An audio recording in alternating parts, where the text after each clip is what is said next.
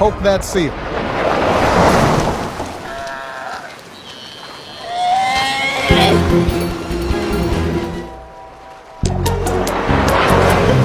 Nice speed, but wrong target. A Galapagos sea lion.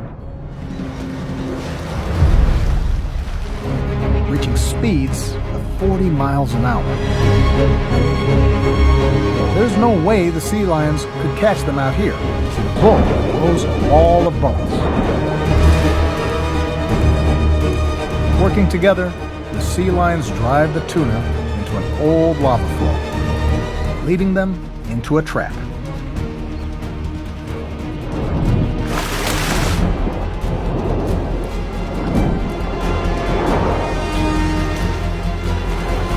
Now, the sea lions have the edge.